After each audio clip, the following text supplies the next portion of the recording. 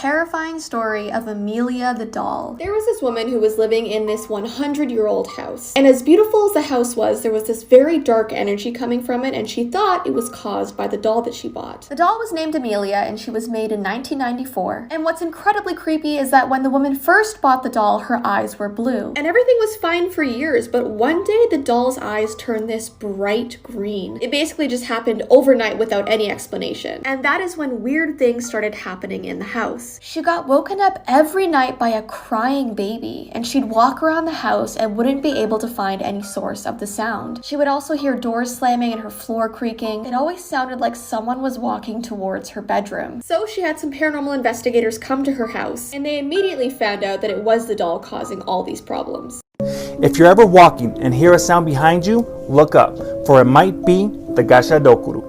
The Gashadokuru are skeleton giants who walk around in the middle of the night. If they see a human, they will quietly walk up behind them, bite off their head, and drink their spraying blood. Soldiers that die on the field and people that die of starvation usually do not have their final rites read. In Japanese culture, that means that their soul cannot pass on and they're reborn as a hungry ghost. When the bones of hundreds of those souls gather together, they become the skeleton monster known as Gashadokuru. This is why you should never use a red crayon. This is about a creepypasta called The Crayons. A married couple who had just returned from their honeymoon decided to buy a house. And one day the husband was walking down the hall when he spotted a red crayon lying on the floor. Now the couple didn't have any children, so they wondered where this crayon had come from. The next day the husband came home from work to find another red crayon lying in the same spot. He was very puzzled and decided to ask his wife about it. She told him that every day since they first moved into the house, she had been finding red crayons when she was cleaning, and they were always lying in the same spot at the end of the hallway. So he tapped on the wall at the end of the hallway and heard a hollow sound. Curious, he began peeling off the wallpaper, and behind the wallpaper he found a pair of sliding doors. They were nailed shut, so he had to open them one by one, and then he opened the doors to reveal a small hidden room. Looking inside, they saw that the walls of the little space were covered in words scribbled in red crayon. Over and over were the words, "Mommy, I'm sorry, let me out." If you like Rapunzel, this video might not be for you. This is the true story of what the fairy tale is based off of, and a little bit of a warning, it's not pretty. Rapunzel is based off of a girl named Barbara who grew up in Italy in the 13th century. She was apparently so beautiful that her father locked her away in a tower so she could never have a relationship with a man. Though many men still found a way to try and court her, she turned all of them down, stating that she had a relationship with only God. She was a newfound Christian. Her dad, however, was a pagan and was not happy about her being a Christian.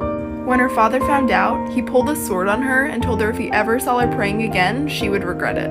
Rapunzel, afraid from her life, prayed that there was a way she could escape her father. According to legend, a hole then opened in the side of her tower, giving her a chance to escape. Unfortunately, as she was escaping, her father found her and cut off her head. Think about that next time you watch Tangled. Like this video if you want more of these.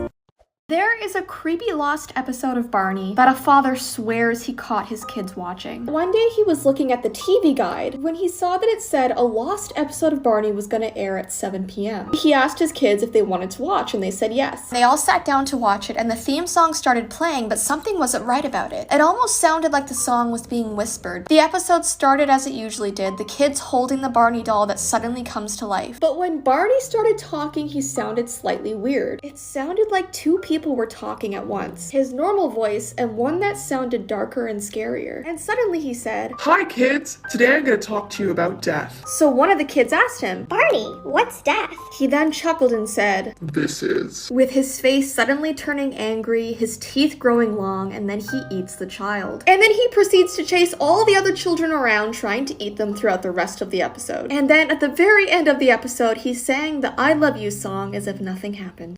Next time you go camping, be careful you don't end up like this story. In 2009, a church retreat goes deep into the forest to stay the night. Wanting to kill some time, the adults play cops and robbers with the kids. While chasing one of the kids, the adults see something hiding in between the tall grass. It stands up, runs to the adults, and stops right at the edge of the grass, waiting for the adults to get closer. Thinking it's one of the kids, they start to chase it, Right when they get near it, it dives into the grass and starts crawling like a snake.